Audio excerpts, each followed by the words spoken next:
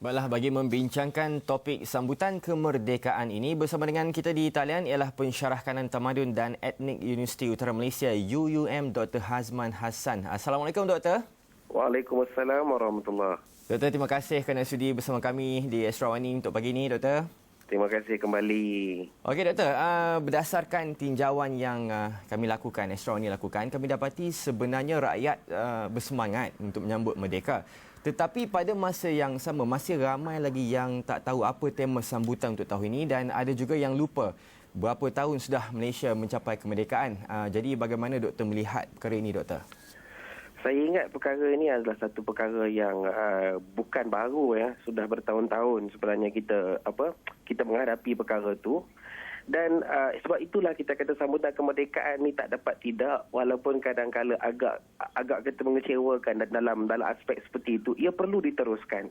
Kerana dengan cara itu barulah kita kata yang renggang itu dapat dirapatkan, dan yang kita kata yang mula-mula nak berbau benci itu akan dapat dipulihkan cintanya, diwujudkan balik kita kata momentumnya. Maka perkara ni akan terus berlaku, maka tanpa jemu. Kita kena terus menyemarakkan dia, dan mungkinlah kita kata bulan kemerdekaan ni antara tempatnya lah di mana kita hidupkan kembali satu rasa cinta kepada negara dan kepada bangsa yang amat kita sayangi ini. Menteri Komunikasi dan Multimedia ada menyebut perlunya diwujudkan undang-undang untuk mewajibkan premis swasta dan kerajaan untuk mengibarkan jalur gemilang sepenuh bulan kemerdekaan ini Doktor. Bagaimana Doktor melihat mengenai perkara tersebut Doktor? Saya melihat bahawa memang kalau dalam sektor kata kerajaan perkara seperti ini tidak kata timbul ya, tapi dalam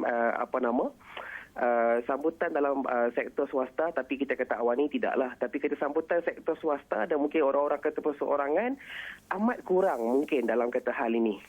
Maka mungkin kata sebab itu difikirkan undang-undang tersebut harus ada untuk supaya banyak lagi pihak-pihak yang boleh menghayati kemerdekaan ini dengan lebih baik.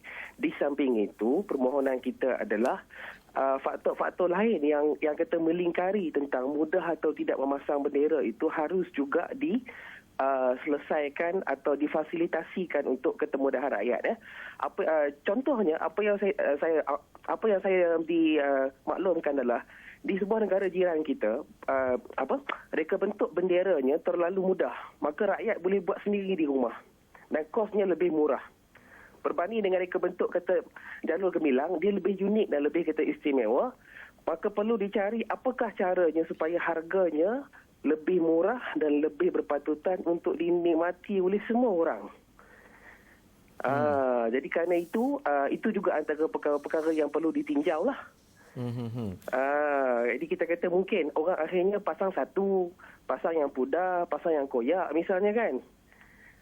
Tapi kita kata apakah caranya juga supaya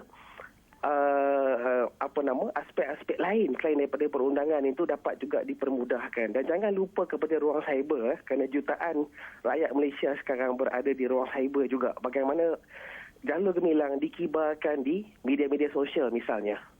Maka itu satu lagi aspek yang kita kata sebenarnya menunggu kita lah dalam tahun ini.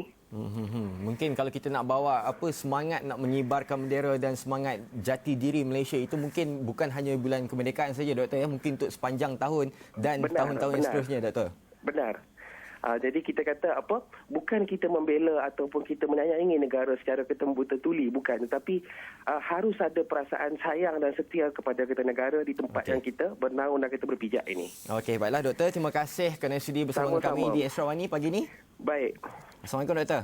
Waalaikumsalam warahmatullahi.